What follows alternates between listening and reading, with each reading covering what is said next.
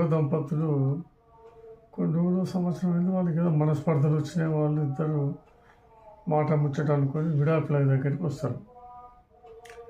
విడాకుల దగ్గరికి అన్ని లెక్కలు అయిపోయినాయి, అంతా ఎవరెవరు ఏం చేసుకోవాలి అంతా అయిపోయింది. తర్వాత వాళ్ళకు ఒక ఏడాది కొడుకు ఉంటాడు. కొడుకు గురించి వాదన జరుగుతుంటుంది. అది ఏమంటుంటారంటే కొడుకు నాకే కావాలంటుంది. అయితే భర్త కూడా నాకే కావాలి కొడుకు అంటాడు. అయితే భార్య అంటుంది, అవ్వా ఏం చెప్తావు నువ్వు, కుండ నాది, పాలు నాయి, కొంచెం అంత పెరిగేసి కీరంతా నాదే అంటే ఎట్లా కుదురుతుంది, నేను ఒప్పుకొని అంటుంది. అంటే అమ్మాయి చెప్పేది కూడా ఒక రకంగా వాస్తవం అనిపిస్తుంది కదా. ఇలా ఉంటే కొన్ని జీవితాలు ఏం చేస్తాం.